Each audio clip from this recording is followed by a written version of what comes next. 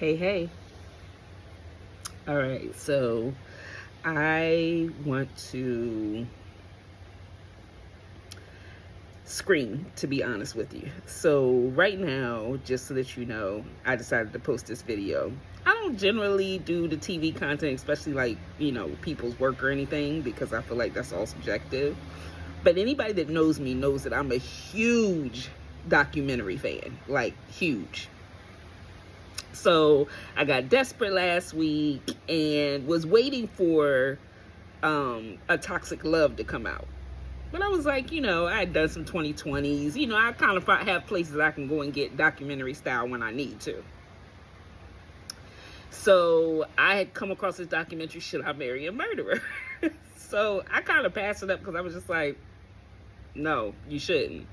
But got desperate, came back to it because I was like, well, it's not going to be straightforward, should she marry a murderer? It's going to be a story. So let me see what's going on. It's 3 episodes. Cool. And generally, like, if it's really in-depth, I'll actually watch. If it's, run-of-the-mill doc, normally I'm working anyway. So I'm hearing it. I'll tune in when something crazy happens, but for the most part. So anyway, decided to watch this doc. Get on, watch the doc. Now, it starts off cool. Basically about a girl who met this guy online. They connected. I say way too soon in my opinion, which is why I do not internet date or online date or whatever the fuck it's called now. So anyway, so I watch it. Starts off cool. She meets the guy. They connected. Seems like they connected pretty fast. Probably had a lot in common. He ran farms and estates or something like that, and she was a doctor. Think like a pathologist, or she was like something that worked with people after they were dead. So cool, I'm watching it. First episode, cool. So then I kind of get into second episode. Now, first of all, like, okay, y'all done connected all quick. They're halfway living together by the end of the first episode. Now, I can't tell you how long a period of time that actually is in life, but it's not that long. It's like months.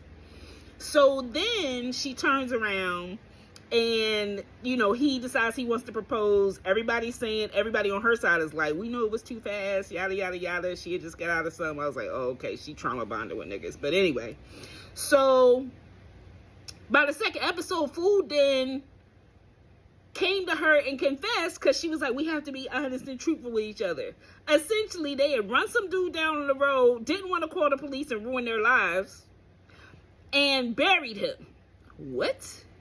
Homegirl goes to work. This is like second episode. Homegirl goes to work on Monday like everything, had to remain the same until I could really decide what I was going to do. Like, is you stupid or is you dumb? Like, what do you mean what you going to do? She does end up calling the police, gives them the whole story, tells them where they told her the body was buried, blah, blah, blah. Then feels guilty immediately because she doesn't tell homeboy that she done narked on him. So the police is just going like they found this out and nobody knows who told. Well, the only thing different is that you told her and multiple years later you get caught. Okay, so he wasn't so smart. Anywho, so, and second of all, let me just, as a disclaimer, any guy that I ever date, if you happen to watch this, don't tell me you killed nobody, because more than likely I'm going to snitch. Unless it was to protect your child or protect me. Otherwise, you just running fools down on the road. That sounds nuts. She turns him in, blah, blah, blah. Finally, he asked her to go and help him put the body somewhere else. So now you want me to be a part of the crime too? And I'm already not. And I'm a full-fledged doctor. Always be the smart bitches. So she goes and tells the police again. The police are like, all right, cool, you're going to be our star witness, yada, yada, yada, so on and so forth. Now they know that she's like told. So now in the third episode, not only are like partway through the second episode, homegirl, they tell her she can't really talk to anybody. She's a star witness, yada, yada, yada.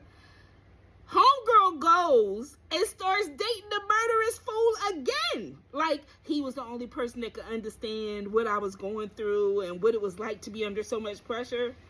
First of all, he done for getting back with you because you narked on him. He's going to jail.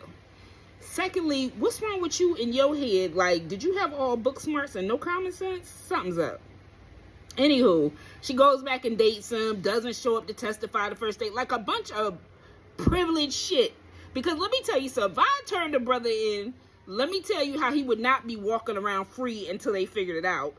Secondly, them saying that, you know, like she was supposed, if I didn't show up to court to testify after they done told me I'm the star witness, I'm gonna be in the clink with homie.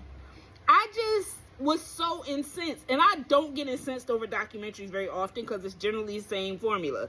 This is who this person was, this is what they believed, this is what they did, and that was crazy. Boom. This right here had me damn near screaming at the TV. I just couldn't believe it. But that said, listen, if you seen Should I Marry a Murderer, you probably feel the same way I do. If you feel any differently, you're nuts. I'm saying it here. Said it here first. There it is. But I just was like, the fuck? Literally, like, the fuck? Craziness.